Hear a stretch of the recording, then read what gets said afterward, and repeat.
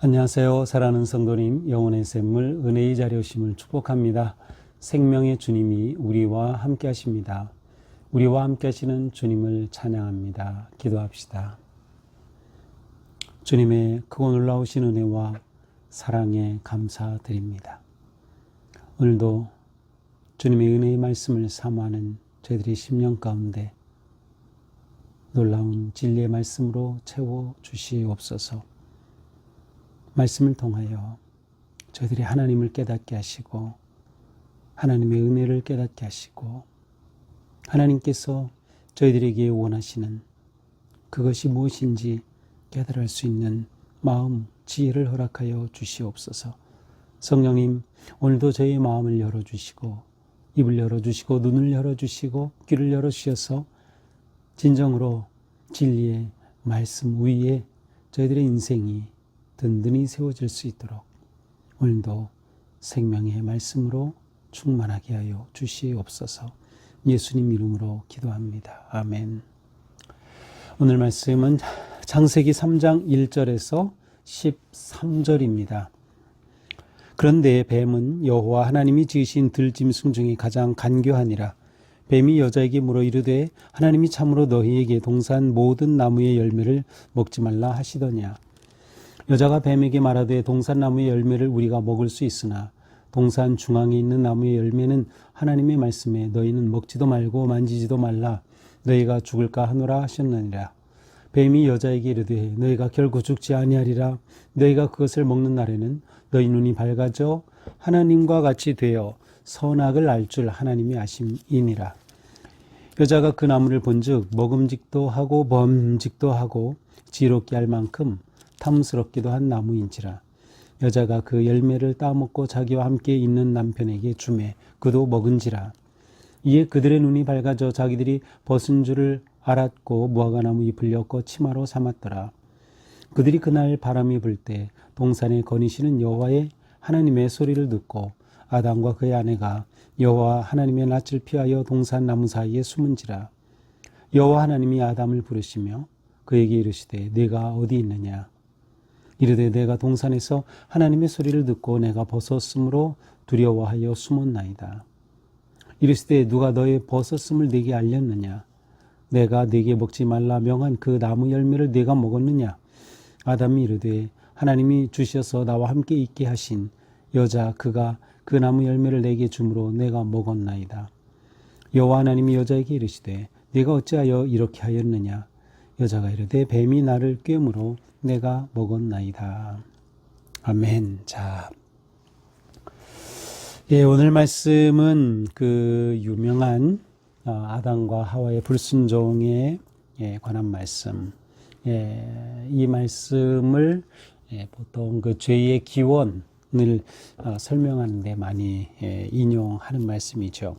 자, 어제 말씀에서는 하나님께서 이제 에덴 동산에 아담과 하와를 두신 그러한 내용이 있었어요. 그리고 그 내용 중에 또 보면 선악을 알게 하는 나무 그리고 생명나무를 동산 한가운데 두셨고 하나님께서는 선악을 알게 하는 나무의 열매는 먹지 말라라고 분명히 명령을 하십니다. 그래서 창세기 2장 17절에 보면 선악을 알게 하는 나무의 열매는 먹지 말라. 네가 먹는 날에는 반드시 죽으리라 하셨습니다. 자, 이러한 상황에서 오늘 1절 뱀은 여호와 하나님이 주신 들짐승 가운데 가장 간교한지라 여자에게 물어 이르되 하나님이 참으로 너희에게 동산 모든 나무 열매를 먹지 말라 하시더냐. 자, 뱀이 등장합니다. 뱀이 등장하여서 여자에게 하와죠. 여자에게 묻습니다. 하나님이 참으로 너희에게 동산 모든 나무의 열매를 먹지 말라 하시더냐. 여기서 들짐승은 모든 것들이라는 뜻이에요. 그래서 사실은 모든 것 중에 가장 간교한 뱀입니다. 자, 우리는 여기서 뱀을 실제적으로 이렇게 움직이는 그러한 파충류 동물 뱀으로 그 뱀을 말하는 것일까? 아니면 상징적인 의미일까라고 이렇게 물어볼 수 있는데요. 물론 이것을 그냥 뱀이라고 봐도 상관은 없습니다. 그러나 뱀이라 본다 하더라도 이 뱀이 이러한 일을 하게 된 데에는 뭔가 뱀을 통해 역사하는 힘이 있었다는 것을 우리는 생각해 볼 수 있습니다. 예, 전통적으로 뱀은 곧 사탄, 악의 세력을 의미하죠. 그래서 뱀이 사탄을 상징하는 것으로 보기도 하고, 아니면 사탄이 뱀을 도구로 삼아서 하와에게 접근한 것으로 보기도 합니다. 자, 뱀은 들짐승 모든 것 중에 가장 간교하다 그랬습니다. 이것은 하나님의 말씀, 진리를 왜곡하는 것이죠. 이게 간교함이에요. 하나님의 말씀을 말씀대로 보지 못하고 그것을 왜곡하고 그 속에 담긴 하나님의 뜻을 거역하게 하는 것이죠. 자, 뱀의 물음이 무엇이죠? 하나님이 참으로 너에게 동산 모든 나무의 열매를 먹지 말라 하시더냐? 동산 모든 나무의 열매를 먹지 말라 하시더냐? 하나님은 이렇게 말씀하셨죠. 오히려 거꾸로 말씀하셨어요. 동산 나무의 모든 나무는 먹을 수 있다는 거죠. 그러나 단 하나 선악을 알게 하는 나무의 열매는 먹지 말라. 그러니까 뱀은 하나님의 말씀을 부정적인 눈으로 보게 만드는 거예요. 모든 것을 먹지 말라고 하셨냐를 하는 거죠. 하나님은 선악을 알게 하는 나무 열매 외에는 모든 것을 먹을 수 있음을 말씀하셨어요. 그러나 부정적으로 모든 것을 먹지 말라 하시더냐? 라고 묻습니다. 왜곡적인 물음이에요. 그러자 여자가 뱀에게 말하죠. 동산 나무의 열매를 우리가 먹을 수 있으나, 동산 나무의 모든 열매를 먹을 수 있지만 동산 중앙에 있는 나무의 열매는 하나님 말씀에 먹지도 말고 만지지도 말라 너희가 죽을까 하노라 하셨다. 자, 여기에서 여자의 대답 속에도 하나님의 말씀에 대한 왜곡이 담겨 있어요. 자, 하나님은 뭐라고 하셨어요? 먹는 날에는 정령 죽으리라. 이것이 하나님의 말씀이에요. 자, 어떻게 되면 먹지 말라. 먹는 날에는 죽으리라. 근데 여자는 뭐라고 해요? 먹지도 말고 만지지도 말라. 만지지도 말라라는 말을 추가했어요. 너희가 죽을까 하노라? 아니죠. 반드시 죽으리라고 하셨어요. 죽을까 하노라? 아니죠. 하나님의 말씀을 왜곡한 것을 볼 수 있어요. 하와는 하나님께서는 모든 것을 허락하셨지만 그 맛인 하나, 이 부정의 하나에 집중하면서 그것에 대한 하나님의 말씀을 왜곡하고 추가했던 것이죠. 결국 하나님의 말씀을 그대로 받아들이지 않은 겁니다. 그때 뱀이 말하죠. 너희가 결코 죽지 않으리라. 자, 하나님은 반드시 죽을 것이라고 하셨어요. 그런데 뱀은 아니야, 너희 안 죽어 라고 말하는 것이죠. 이렇게 함으로써 이 여자에게 정말 죽지 않는다고? 그러면 저거 먹을 수도 있는 것 아니야 라는 그러한 의심의 마음을 일으키는 것이죠. 너희가 그것을 먹는 날에는 너희 눈이 밝아져 하나님과 같이 되어 선악을 알 줄 하나님이 아심이니라. 자, 하나님께서 이거 먹지 말라고 했지? 그 이유는 너희가 그거 먹으면 너희도 선악을 알게 될 거라고 하나님이 그것을 아셨기 때문에 너희 먹지 못하게 한 거야. 그러니까 너희가 먹으면 너희가 선악을 알게 되는 거지 라고 말한 겁니다. 자, 이것이 문제죠. 너희 눈이 밝아져 하나님과 같이 되어 이 핵심은 뭐예요? 교만입니다. 너희가 하나님과 같아져서 교만해져서 내가 모든 판단의 중심이 되어서 선과 악을 알게 하는 그 나무의 열매를 먹으면 내가 선악을 결정하는 결정권을 가진 존재로 마치 하나님과 같은 존재로 자기를 보는 거예요. 교만함의 가장 핵심이죠. 자기 중심인 겁니다. 이게 교만함의 특징이에요. 교만함이 무엇인가? 자기 중심. 하나님이 아니라 자기중심. 하나님이 보실 때 선과 악을 판단하도록 하셔야 되는데 내가 선악을 판단하는 중심에 서는 거죠. 이것이 바로 교만함이고 하나님과 같이 되려고 하는 거죠. 이 말을 들은 이 여자가 문득 그 나무를 보니까 웬걸 정말 그 열매가 너무도 탐스럽게 보이는 거예요. 먹음직도 하고 보암직도 하고 지혜롭게 할 만큼 탐스럽기도 한 나무인지라. 자, 여인의 마음이 사탄, 뱀의 질문에 흔들리고 틈이 들어오자 그는 이 열매를 볼 때 그의 생각이 유혹의 마음으로 바뀐 겁니다. 야, 보암직 정말 보기 너무 맛있게 생겼네. 먹음직스럽게 생겼네. 정말 탐스럽네. 하면서 그 속에 하나님이 금하신 것에 대한 유혹이 일어난 것입니다. 이 여자는 그 유혹을 이기지 못했어요. 그 열매를 따먹고 함께 있는 남편에게도 주었습니다.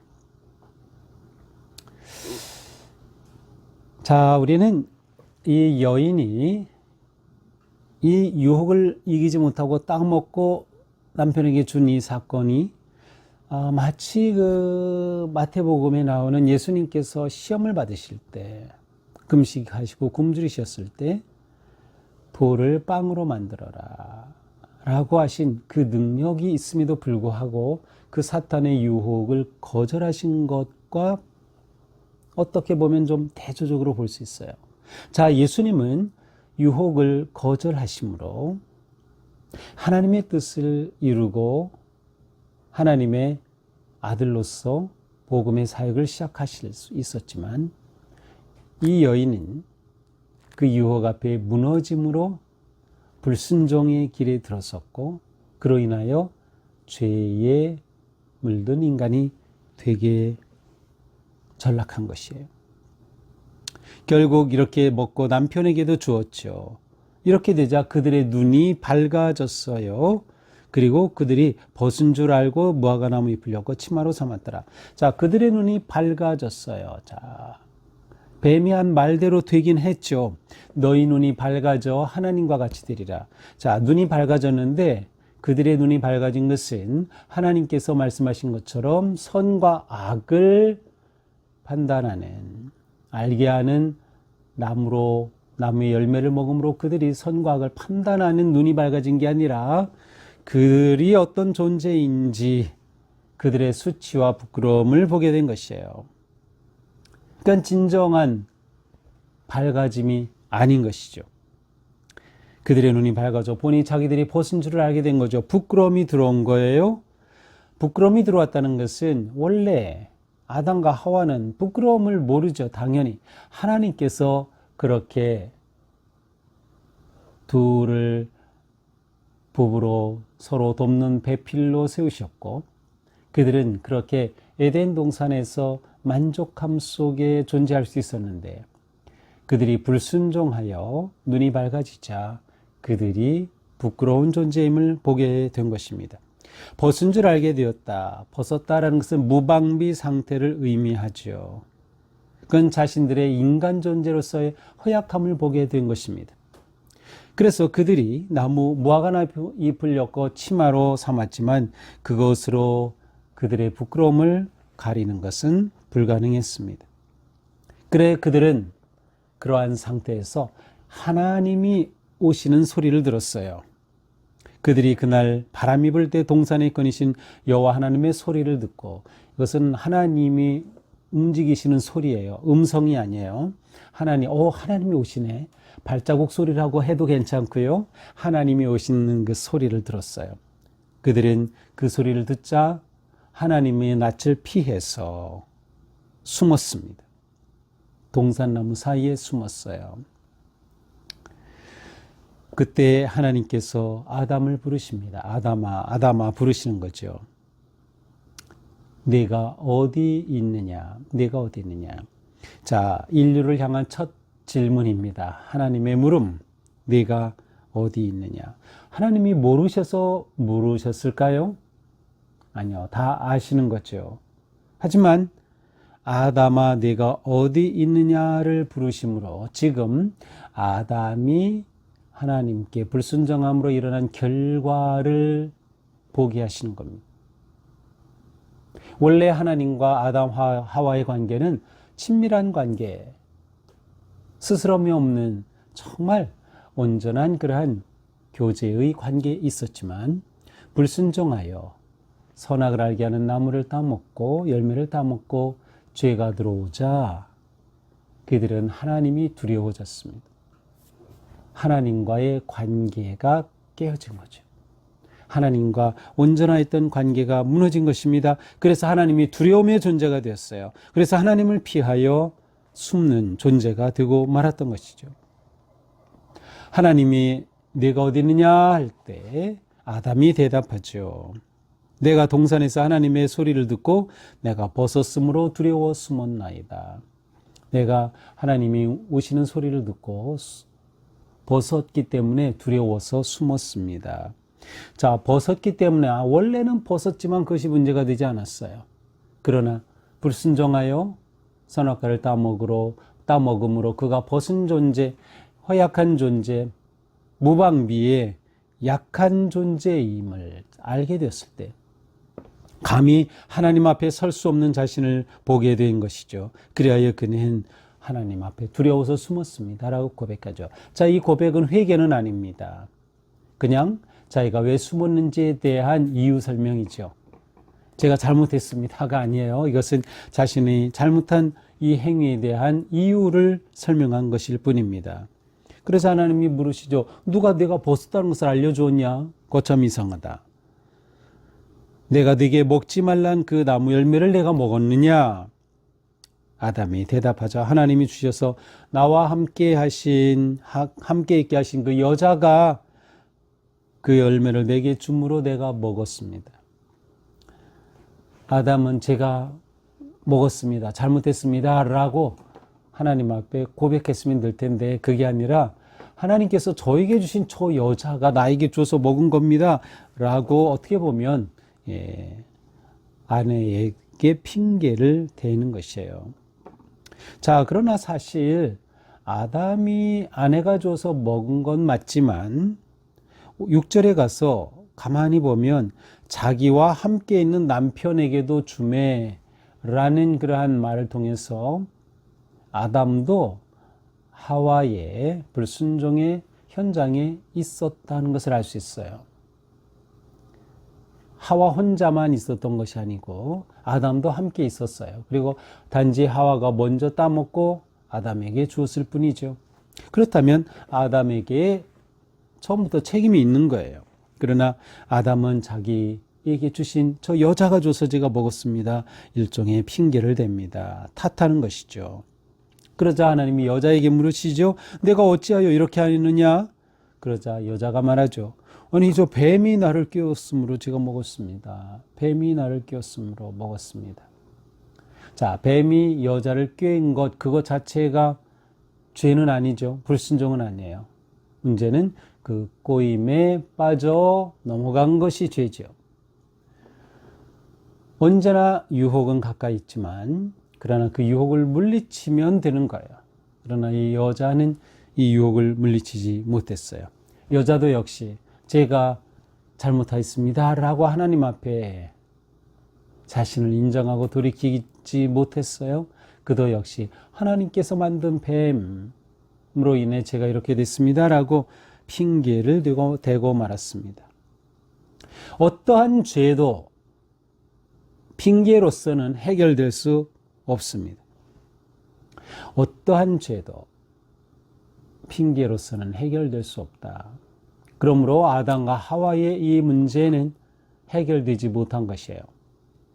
그들은 하나님 앞에 불순종하였고 불순종의 죄가 그들 가운데 들어오게 된 것이죠. 결국 그들은 하나님 앞에 용서받지 못하게 됩니다. 이제 내일 본문에서 보겠지만 뱀 하나님으로부터 저주받고 아담과 하와는 또한 추방되는 그러한 그들의 죄의 대가를 받게 되는 것이죠. 결국 이렇게 불순종을 통하여서 관계가 다 깨어지는 겁니다. 아담과 하와의 관계도 깨어지고 하나님과의 관계도 깨어지죠. 또 내일 본문에서도 보지만 자연과의 관계도 깨어지는 것이에요. 죄의 결과는 관계 단절입니다. 그런데 가장 중요한 것은 뭐예요? 하나님과의 관계 단절이죠. 하나님께서 내가 반드시 죽을 것이다 라는 것은 뭐예요? 하나님과의 관계 단절을 의미하는 것이었어요. 비록 육체의 생명은 보존하고 있지만 하나님과의 관계가 끊어진다면 그것은 죽음과 마찬가지예요. 그러므로 뱀이 말했던 아니다 너희가 아니야 죽지 않는다. 그것은 거짓이죠. 죽지 않은 것이 아니라 비록 그들의 몸은 살아있었지만 하나님과의 관계가 끊어짐으로 생명이 끊어진 것과 같은 죽은 존재가 되고 말았던 것임을 우리는 볼 수 있습니다. 오늘 말씀을 보면서 우리는 이 말씀은 너무도 많이 우리가 접했죠. 그리고 우리는 이 말씀과 아주 친숙합니다. 하지만 오늘 우리는 다시 이 말씀에 나온 하나님의 인류를 향한 첫 번째 부름을 생각해 보게 됩니다. 내가 어디 있느냐? 이 시간도 하나님께서는 우리를 찾으십니다. 내가 어디 있느냐? 우리는 하나님 앞에 어떻게 응답할까요? 탓을 할까요? 핑계를 댈까요? 이유를 댈까요? 아니죠. 하나님이 내 가슴에 내가 어디 있느냐를 하고 두드리신다면 하나님, 제가 여기 있습니다. 제가 잘못했습니다. 제가 불순종하였습니다. 하나님 앞에 내 모습을 그대로 드러내놓고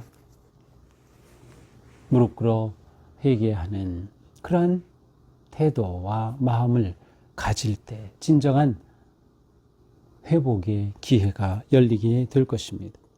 자, 이렇게 하와가 또 그리고 아담이 죄에 빠지게 된 그 과정을 보면서 우리는 하나님의 말씀을 진리로 붙잡고 그 말씀으로 모든 유혹을 이겨야 한다라는 것을 보게 됩니다.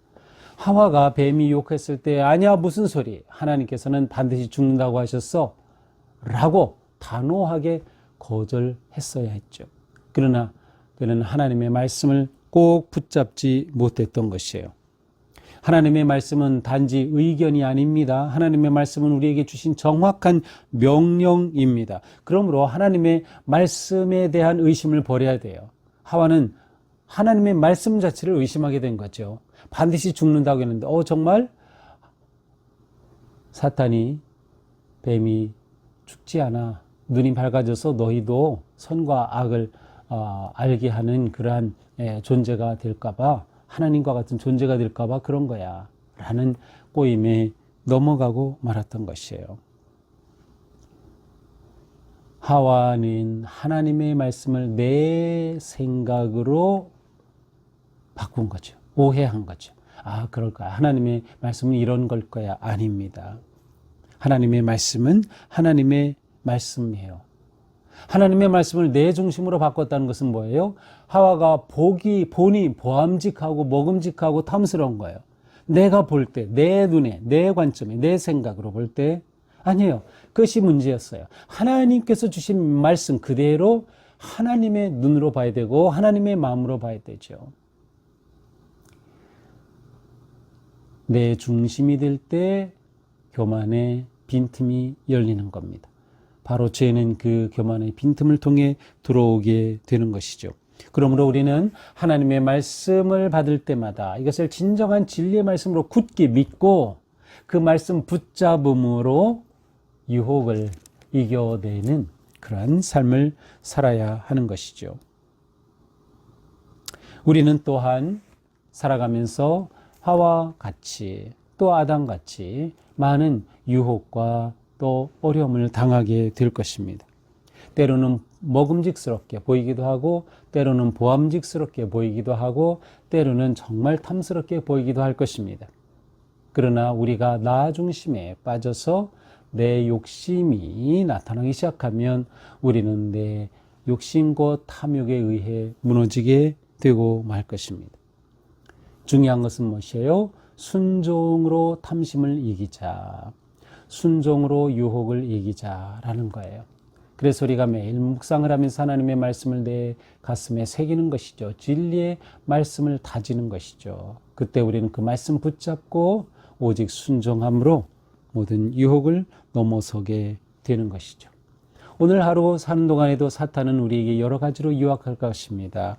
보는 것으로, 먹는 것으로, 만지는 것으로, 또 때로는 우리 안에 수치심을 일으키고 불안을 일으키고 두려움을 일으키면서 우리를 유혹할 것입니다. 그때 우리는 오직 진리의 말씀을 붙잡고 순종의 길을 선택해야 하는 것이죠. 죄는 모든 관계를 파괴합니다. 그러므로 우리는 끊임없이 하나님 앞에 회개의 삶을 살아야 되는 거예요. 우리 가운데 누가 완전한 사람이 있겠어요? 누구나 다 죄 가운데 빠지죠. 그러나 예수 그리스도의 십자가의 은혜로 죄와 죄의 권세로부터 우리를 자유케 하셨으므로 우리는 그 은혜 안에서 살며 매일매일 회개의 기도와 회개의 삶을 통해서 이 구원의 진리의 생명의 길을 놓치지 않고 걸어가야 할 것입니다. 오늘도 하나님의 음성 앞에 우리가 서서 이 음성이 내게 매일매일 주시는 그러한 경고의 메시지, 때로는 격려의 메시지, 때로는 사랑의 메시지, 은혜의 메시지가 될 것입니다. 오늘 주님께서 내게 주시는 음성은 무엇입니까? 하나님이 나를 찾으신다, 나를 원하신다. 우리는 기꺼이 하나님 앞에 우리의 모습 이대로 내어드리며 하나님께 내 삶을 믿음으로 드리며 헌신할 수 있는 그런 복된 하루가 될 수 있기를 축복합니다. 기도합시다. 주님, 아담과 하와는 안타깝게도 뱀의 유혹에 넘어가 하나님의 말씀에 불순종하고 그로 인하여 죄가 들어오고 말았습니다. 죄의 본질은 곧 내가 중심이 되는 것, 내가 선과 악을 분별하는 중심에 서는 것, 교만임을 또한 보여주셨습니다. 주님, 오늘 하루 사는 동안에 나 중심이 아니라 하나님 말씀 따라서 하나님이 내 인생의 주인이 되시고 중심이 되셔서 오직 주님의 이끄심만을 따르는 하루가 되게 하옵소서. 오늘도 많은 일들 속에서 때로는 사탄의 유혹과 때로는 많은 시험과 위기 속에서도 저희들이 오직 주님의 말씀 붙잡고 진리의 말씀으로 분별하며 순종을 선택함으로 거룩한 생명의 길을 아름답게 걸어가는 승리의 하루가 되게 하여 주시옵소서. 예수님 이름으로 기도합니다. 아멘. 네, 오늘도 우리의 삶이 오직 주님의 말씀 정말 생명같이 여기며 그 말씀 붙잡고 순종하는 하루가 되기를 축복합니다. 사랑합니다.